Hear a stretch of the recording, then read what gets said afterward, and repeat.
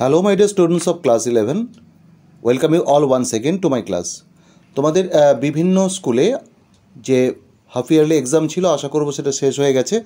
Class 10 এবং 12 এর সঙ্গে অনেক স্কুলেই ক্লাস 11 এর হাফ ইয়ারলি এক্সাম হয়েছিল। সো আমাদেরকে আবার ফিরতে হবে কিন্তু পড়াশোনার ট্র্যাকে খুব তাড়াতাড়ি।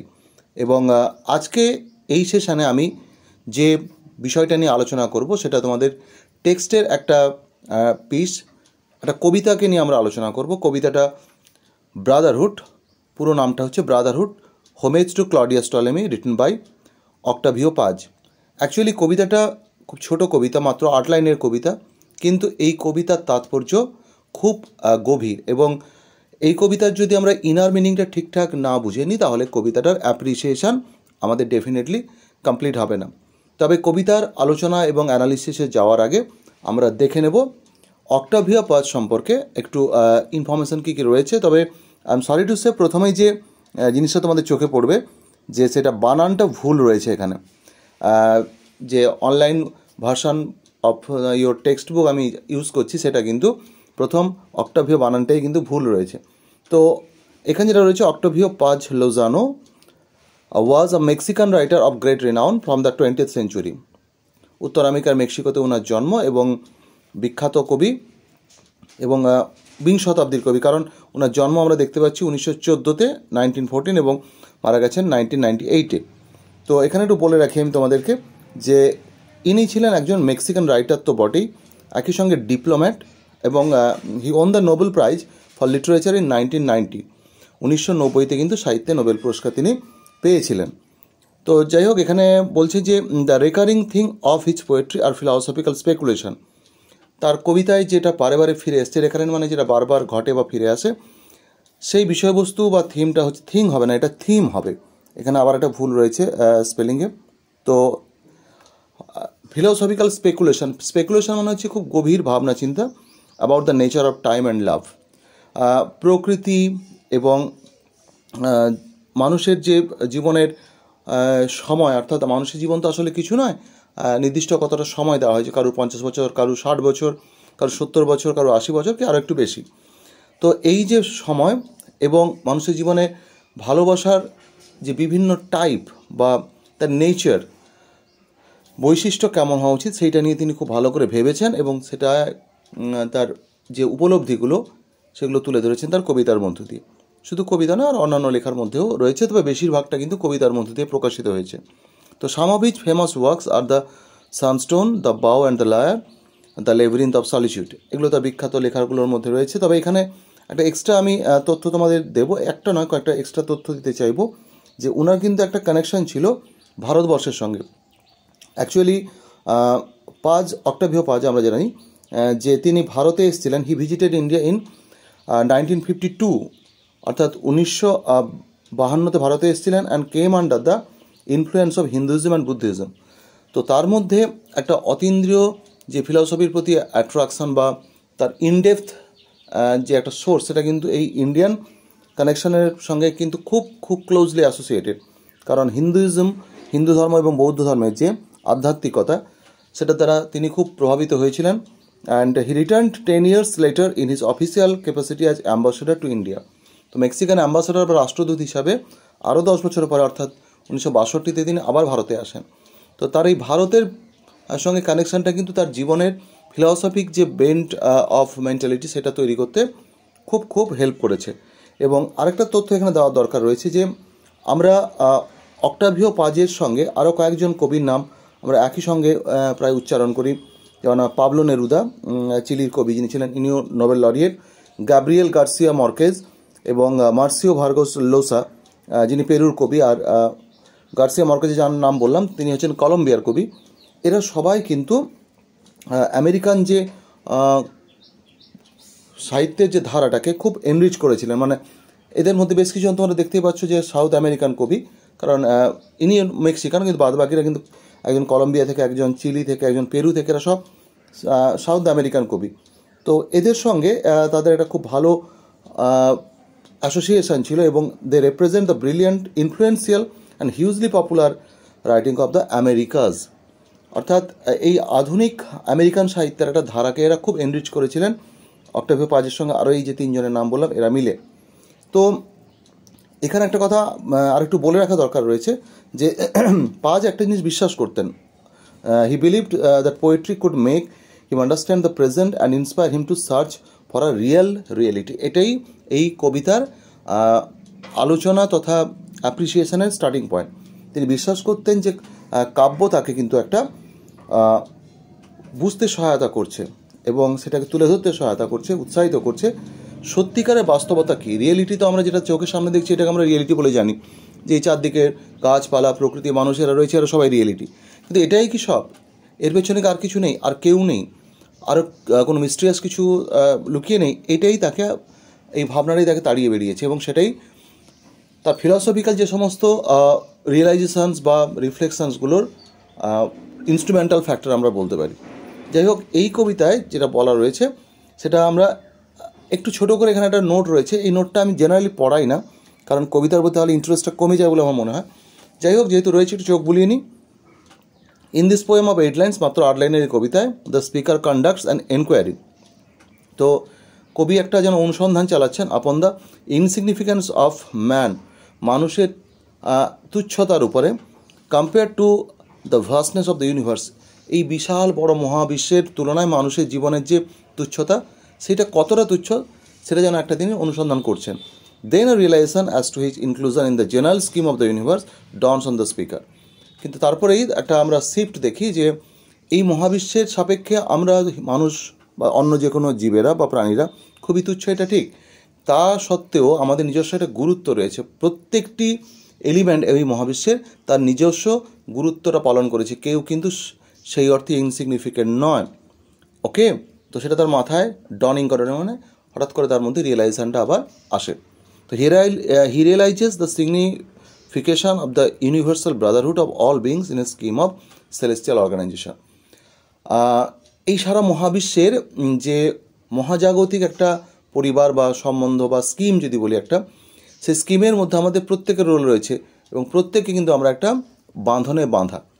সেই যদি আমরা ভেবে দেখি তাহলে আমরা সবাই এক অর্থে একটা ব্রাদারহুড বা সম্পর্কে, এখানে ব্রাদারহুডটা এই শব্দটা কিন্তু কানেকশন বোঝাচ্ছে।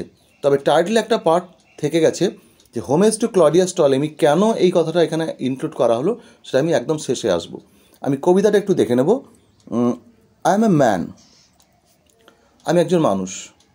লিটল ডু আই লাস্ট, আমার অস্তিত্ব খুব কম সময়ের জন্য। লিটল কেননা আমাদের মনে হতে পারে 50 বছর, 60 বছর, 70 বছর, 100 বছর এটা কম হলো। কয়েক হাজার বছর যদি আমরা আমাদের যে মহাবিশ্বের অস্তিত্ব বা তারও আগে কিছু ছিল আমরা কেউ জানি না, তার সাপেক্ষে আমাদের 50 বছর, 60 বছর নিতান্তই কম সময়। সো আমাদের এই 50-60 বছর, 70 বছরের কি 100 বছরের জীবন যদি ধরি আমি, সেটা কিন্তু আদতে খুব little duration. So I am a man, little do I last, last means I continue to live, and the night is enormous, রাতটা বিশাল। এই রাত হচ্ছে এখানে সিম্বলিক্যাল একটা টার্ম, এটা মিস্ট্রিকে সাজেস্ট করছে। The mystery surrounding the universe, the human existence, the interconnection between the human existence and the universe, এরকম প্রচুর কিছু বিষয় রয়েছে যেখানে কিন্তু এখনও মিস্ট্রিটা আমরা আনরাভেল করে উঠতে পারিনি। বিজ্ঞান প্রভূত উন্নতি করেছে, মানুষ তার মস্তিষ্ককে কাজে লাগিয়ে আজকে আর্টিফিশিয়াল ইন্টেলিজেন্স পর্যন্ত পৌঁছে গেছে এবং তার একটা বিশাল বড় প্রভাব আসতে চলেছে, আমরা সবাই জানি। তারপরেও কিন্তু প্রকৃতির সমস্ত রহস্যময়তাকে আমরা জানতে পেরেছি, এটা কেউই আমরা দাবি করতে পারবো না। জীবন ব্যাপারটা কি, এই ব্যাপারটাই তো আমরা এখন বুঝে উঠতে পারিনি। মহাবিশ্বের সৃষ্টি রহস্য আমরা চেষ্টা করছি বোঝার, কিন্তু সত্যি কি সেটা আমরা পারবো? তো এইখানে দাঁড়িয়ে দেখতে পাচ্ছি এই মহাবিশ্বের যে সুগভীর রহস্য, যেটা আমাদের বহু বিষয়েই কিন্তু ঘিরে রয়েছে, সেটা এনরমাস। এই নাইট কথাটা, রাত, অ্যাকচুয়ালি রাত কথাটা এসছে এই কারণ আকাশের দিকে তাকিয়ে কবির মধ্যে এই ভাবনাটা আসছে। তারারা যেখানে রয়েছে আকাশে, এখন আমরা অ্যাকচুয়ালি তারা দেখতেই ভুলে গেছি, কারণ এত বেশি বিদ্যুতের আলো এসে আমাদের স্বাভাবিক যে রাতের সৌন্দর্য সেটা কেড়ে নিয়েছে আমাদের কাছ থেকে। তারা ভরা আকাশের সৌন্দর্য, চাঁদনি রাতের সৌন্দর্য, এগুলো আমাদের প্রজন্মই মনে হয় লাস্ট, মানে আমরা যারা মোটামুটি 80s 90s জন্মেছি, বিশেষ করে গ্রামের দিকেও তো এখন ওই ব্যাপারটা আর পাওয়াই যায় না, কারণ এত বেশি বিদ্যুতের আলো চারদিকে যে মানুষ এবং মানুষের চোখও আকাশের থেকে এখন টিভি স্ক্রিনে, মোবাইল স্ক্রিনে অনেক বেশি করে আকৃষ্ট হচ্ছে, আটকে থাকছে। তাই তারাভরা রাতের সৌন্দর্য শুধু তাই নয়, যে বিশালতা থাকে ওই আকাশের, তারাভরা আকাশ কেন যে কোনো সময়ে আকাশ আমাদের মধ্যে একটা গভীর ভাবনার জন্ম দিতে পারে। সেখানে দেখা যাচ্ছে কি, বাট এই লুক আপ, কবি যখন তাকাচ্ছেন ওপরে, সেখানে মনে হচ্ছে দ্য স্টার্স রাইট, তারারা যেন লিখে চলেছে। অ্যাকচুয়ালি একসময় মানুষ ভাবতো যে তারাদের অবস্থান আমাদের জীবনে প্রভাব ফেলে, এবং এখনও বহু মানুষ অন্ধবিশ্বাসী জায়গা থেকে এটা বিশ্বাস করেন যে বৃহস্পতি, চন্দ্র, শনি, এই সমস্ত গ্রহ, তাদের অবস্থান নাকি আমাদের জীবনকে প্রভাবিত করে। তো এক্স্যাক্টলি এই বিষয়টা মানুষের মন থেকে আস্তে আস্তে করে দূর হচ্ছে। আবার দুঃখের বিষয়, যেটা অনেকে খুব শিক্ষিত হয়েও প্রচণ্ডভাবে বিশ্বাস করেন। অ্যাকচুয়ালি এটা মানুষকে একসময় বোকা বানানো হতো, এবং যারা বানিয়েছেন তারা হচ্ছেন কিন্তু astrologer. I am sorry to say, কোনো ব্যক্তিগত আক্রমণ আমি কারোর এগেনস্টে করছি না, কিন্তু ঘটনাটা হচ্ছে এটাই, মানুষের অজ্ঞতা সুযোগ নিয়ে অ্যাস্ট্রোলজিটা ডেভেলপ করেছিল। মানুষ যখনই স্কেয়ার ছিল প্রকৃতির বিভিন্ন ক্রিয়াকলাপে, সেই স্কেয়ার বা ভয়ের জায়গাটাকে এক্সপ্লয়েট করেছে যারা চালাক মানুষ। ইভেন আমাদের টলেমি, তিনি আলেকজান্ড্রিয়ায় জন্মেছিলেন প্রাচীন গ্রিসে। তিনি অ্যাস্ট্রোনমার যেরকম ছিলেন, আবার অ্যাস্ট্রোলজারও ছিলেন, ম্যাথামেটিশিয়ান ছিলেন। তবে তার অ্যাস্ট্রোলজির প্র্যাকটিসটা অতটা হয়তো ছিল না, ফেমাস ছিল না। তো ক্লডিয়াস টলেমি, তিনি নিজে অ্যাস্ট্রোনমার হওয়ার পাশাপাশি অ্যাস্ট্রোলজারও ছিলেন। আসলে প্রথম দিকে মহাকাশ সম্পর্কে মানুষের এত পরিষ্কার ধ্যান ধারণা ছিল না, কারণ মানুষ নিজের সীমার বাইরে বেরোতে পারতো না। আকাশে গিয়ে আজকে যেটা আমরা এক্সপ্লোর করছি আকাশকে, সেই এক্সপ্লোরেশনটা ওই সময় সম্ভব ছিল না। তাই মানুষ ভাবতো যে স্টার্স আর writing, what is being written, কী লেখা হচ্ছে, আমাদের নিয়তি, our destiny is being written, means it is being controlled, it is being manipulated by the stars, তারা যেন আমরা লিখিত হচ্ছি। সো এই যে চারটে লাইনে বোঝা যাচ্ছে কি, যে মানুষ, আমি খুব আমার জীবন যেরকম লিটল ডিউরেশনে আমার অস্তিত্ব, তেমনি আমি যেন ইনসিগনিফিক্যান্ট। আননোয়িং আই আন্ডারস্ট্যান্ড, এই কথাটা দারুণ গুরুত্বপূর্ণ। আমি কিছু না জেনেই বুঝতে পারছি, মানে এখানে নলেজ আমার হয়তো কম, কিন্তু উপলব্ধির জায়গাটা কিন্তু খুব স্ট্রং। আননোয়িং, আমি না জেনেই বুঝতে পারছি। কি বুঝতে পারছি? আই টু অ্যাম রিটন, আমিও লিখিত হচ্ছি। অর্থাৎ সারা বিশ্বের কন্ট্রোলিং ফোর্স যেটা রয়েছে সেটা রহস্যময়, কিন্তু সে আরও 5টা বিষয়ের মতো আমাকেও লিখে চলেছে। আমার নিয়তি, আমার ওয়ে অফ লাইফ লিভিং, সব কিছু যেন কন্ট্রোল হচ্ছে। And at this very moment someone spells me out, এবং ঠিক এই মুহূর্তে আমাকে যেন কেউ বানান করছে। আমাকে বানান করছে মানে কি? It is giving me some kind of identity. এই দুটো শেষ লাইন কিন্তু খুব গুরুত্বপূর্ণ। প্রথম যে অংশটা, সেখানে বলা হচ্ছে যে কোয়াইট ন্যাচারালি আমি খুব ইনসিগনিফিক্যান্ট, কিন্তু পরবর্তী স্তরে একটা ট্রান্সফরমেশন বা একটা আমরা শিফট দেখছি in the level of thought. সেখানে একটা জায়গায় গিয়ে কবি বুঝতে পারছেন যে এই মহাবিশ্বে আমারও একটা আইডেন্টিটি আছে, আমারও একটা ভূমিকা রয়েছে। ঠিক যেরকম আমরা দেখি বাস্তুতন্ত্রে সামান্য ছোট্ট পিঁপড়েটার একটা ভূমিকা রয়েছে, এবং খুব গুরুত্বপূর্ণ ভূমিকা। আমরা অনেকেই জানি না যে পৃথিবীর জৈব সারের একটা বড় অংশ বা সবচেয়ে বড় অংশটা পিঁপড়েরা হয়তো কন্ট্রিবিউট করে, কারণ লক্ষ লক্ষ কোটি কোটি পিঁপড়ের সামান্যতম যে মল, সেই মলটাও যখন একসঙ্গে আমরা ভাববো, দেখা যাবে বেশ কয়েক লক্ষ টনের সমান। তো যাই হোক, প্রত্যেকটা জিনিসের নিজস্ব একটা ইম্পর্টেন্স রয়েছে, তার একটা ভূমিকা রয়েছে। ঠিক যেমন ইকোসিস্টেমে রয়েছে, একই রকমভাবে রয়েছে কিন্তু মহাবিশ্বের যে স্কিমে।